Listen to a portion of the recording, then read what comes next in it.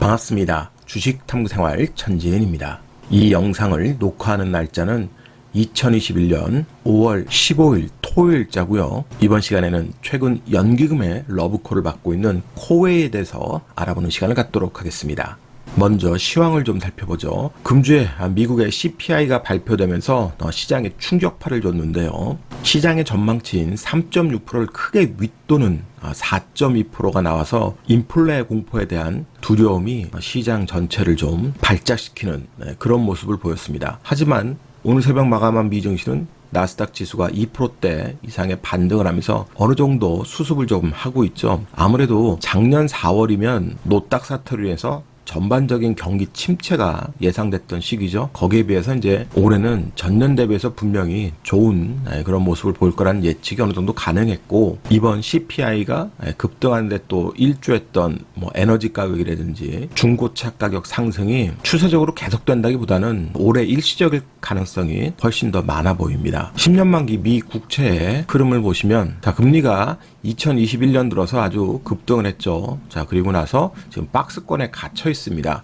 이런데 1.5대 내려오면 반등을 하고요. 아직까지는 1.8대를 돌파하진 않고 이 박스권에 갇혀 있는데, 정말로 금리 인상에 대한 두려움, 공포, 인플레 공포가 크다 그러면 빠르게 또 이 1.8, 이 박스권 상단을 돌파하겠죠. 하지만 쉽지만은 않을 겁니다. 유로존과 미국의 장단기 금리 차도 있고요. 만약 1.8%가 돌파되면 미국 국채 수요가 얼마든지 또 수급적으로 증가할 가능성이 있기 때문이죠. 그리고 연준도 뭔가 제스처를 취할 가능성이 있습니다. 그래서 천지는 개인적으로 이 박스권에 당분간은 좀 더 갇혀 있을 거라고 예상하고 있고요. 이렇게 시장이 요동치고 국채 금리에 대한 두려움이 있을 때 제일 먼저 체크해봐야 될 사항 중에 하나가 부실기업이라 그랬습니다. 그런데 부실채권 시장과 관련되어 있는 ETF, 하이힐드 ETF 시장을 보시면 2021년에 이 박스권 하단을 깨지 않고 위 상단에서 계속 놀고 있습니다. 만약에 인플레이션에 대한 공포가 크고 금리 인상에 대한 두려움, 테이퍼링에 대한 두려움이 시스템 위기로까지 전가된다 그러면 분명히 이번에 이 하단 자리를 깨고 내려왔을 겁니다. 하지만 이 상단에서 계속 움직이고 있죠. 여전히 시스템 위기로까지 전가되지는 않을 거라고 지금 시장은 보고 있는 거고요. 2021년 금리가 급등했음에도 불구하고 나스닥 종합지수 보면 역시 박스권에서 이렇게 흐름을 만들고 있습니다. 물론 이렇게 싼 고점을 만들었다는 부분은 사실 좀 기술적으로는 찜찜한 분도 있을 수 있어요. 하지만 아직 이 박스권 하단을 이탈하지 않고 있고, 오히려 금리에 대한 두려움으로 여기를 이탈하기보다는 예상치 못한 다른 문제로 이탈할 가능성이 있습니다. 갑작스럽게 연준이 테이퍼링을 발표한다든지, 아니면 최근에 현진이 개인적으로 약간 좀 신경 쓰이는 부분 중에 하나가 이 이스라엘과 팔레스타인 간의 문제입니다. 지금 이스라엘이 지상군까지 투입하면서 확전을 지금 예고했는데요. 만약 이 문제가 둘만의 문제가 아니라 중동발 리스크로 확산되는 부분이 나온다면 예상치 못한 일이기 때문에 시장의 변동성은 오히려 굉장히 커질 수도 있습니다. 그냥 이스라엘과 팔레스타인 문제라면 시장은 별로 신경도 안 쓰겠지만 이것이 중동발 리스크로 크게 확산이 된다 그러면 예상하지 못했던 일이기 때문에 오히려 시장은 크게 흔들릴 수 있어요. 이 자리를 무참하게 그냥 깨버릴 수 있다는 겁니다. 그럼 변동성이 굉장히 커지겠죠. 그럴 때를 대비해서 적정 현금을 항상 보유하면서 트레이딩을 계속 해나가야 된다는 소리예요. 물론 아무런 그런 문제 없이 지나간다 그러면 그냥 이 박스권에서 계속 나스닥은 놀게 될 거고, 매매할 기회는 계속 주겠죠. 하지만 미래에 대한 것을 누가 다 예측할 수 있겠습니까? 그렇기 때문에 적정 부분의 현금을 잘 보유하면서 비중을 조절해가면서 매매를 해야 된다는 겁니다. 그러면 오늘 주제인 코웨이에 대해서 좀 알아보죠. 코웨이 같은 경우는 웅진그룹의 대표적인 기업이었었는데 작년도 2월 달에 넷마블이 인수를 했습니다. 무려 1조 7,400억 원대 자금을 들여서 인수했는데 취득 단가가 94,000원이에요. 금요일장 종가가 78,000원입니다. 지금 만약에 일부 코웨이의 주식을 산다 해도 1조 7천억을 들여서 산 넷마블보다 17% 싸게 사는 거예요. 할인된 가격에 살 수 있는 기회란 소리죠. 그것만 봐도 크게 두려워할 필요가 없지 않겠습니까? 하지만 무조건 싸게 산다고 좋은 건 아니니까요. 우리가 매매를 해야 된다면 거기에 합당한 전략이 또 필요하겠죠. 자, 넷마블과 연결고리를 갖고 있는 게 빅히트 엔터, 지금 하이브죠. 거기에 이제 BTS가 있고, 그 BTS가 이번에 코웨이하고 손잡고 글로벌 홍보 모델 활동을 하게 됩니다. 이미 광고들이 많이 나오고 있죠. 특히 이번 코웨이의 실적이 서프라이즈하게 나오게 된 배경에는 동남아시아 시장, 그 중에서도 말레이시아 시장 선전이 큰 역할을 했어요. 그래서 BTS를 모델로 발탁해서 동남아시아 시장에 대한 공략이 좀 더 기대될 것으로 보여집니다. 코웨이의 주요 제품 서비스군을 보면 과거의 코웨이는 정수기의 대표 주자였잖아요. 하지만 지금은 다양한 포트폴리오를 구성을 해서 안정적 수익 구조를 만들고 있습니다. 자, 정수기군이 약 30% 가까운 매출 비중을 차지하고 있고요. 비대가 또 9% 이상의 매출 비중, 공기청정기도 12%가 넘습니다. 거의 13% 가까운데요. 더군다나 이제 매트리스 시장까지도 진출하면서 6.8%의 매출을 올리고 있습니다.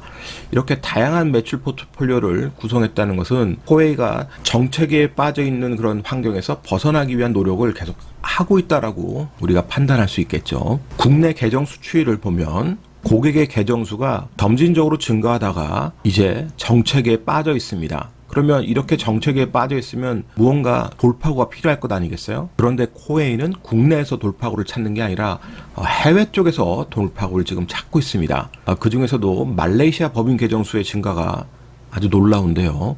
100만 계좌도 안 됐던 말레이시아의 법인 계정 수가 지금 200만 개 가까이 증가를 했습니다. 놀라운 지금 증가폭을 보여주고 있죠. 여기에 이제 기대감을 갖고 있는 거고, BTS가 말레이시아뿐만이 아니라 베트남이라든지 다른 동남아 시장에서도 뭔가 기대감을 갖게 할 거라고 회사 측에서는 판단을 한 것 같아요. 코웨이의 실적 추이하고 전망을 보면 2020년에 3조 2천억대 매출하면서 19년 대비해서 7.2% 성장했습니다. 그런데 올해 예상 매출은 3조 7천억으로 2020년 대비해서 15.8% 정도로 더 성장할 것으로 보여지고요. 하지만 2020년 이익 성장폭이 워낙 컸기 때문에 이익의 성장은 추가적으로 성장하지만 성장률은 조금 떨어지는 그런 모습을 보일 겁니다. 그래도 이 말레이시아 시장의 성장이 상당히 기대가 돼서 올 한 해도 코웨이의 실적은 긍정적일 것으로 판단이 돼요.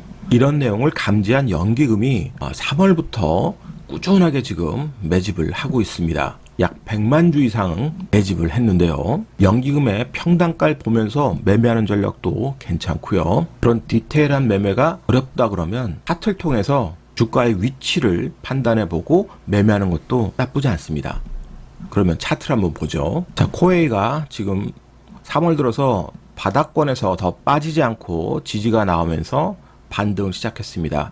거래량도 일부 만들었고요. 그리고 나서 시장이 좋지 않은데도 불구하고 급반등하는 모습을 보여줬어요.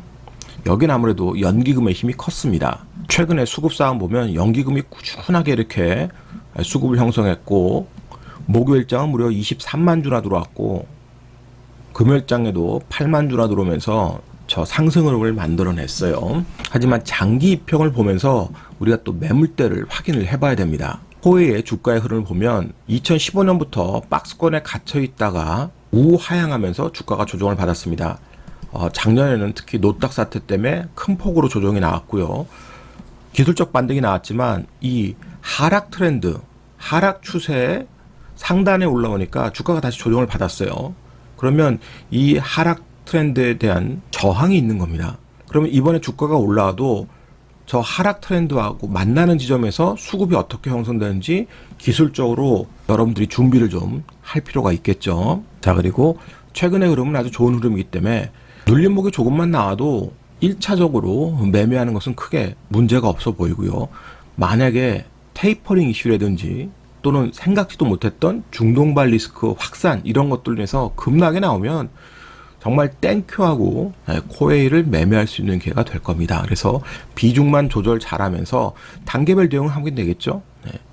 당장 다음 주 월요일부터 마이너스권에 들어오면 매매했다가 반등하면 일부 홀딩하고 일부 또 샀다 팔았다 하면 될 거고요.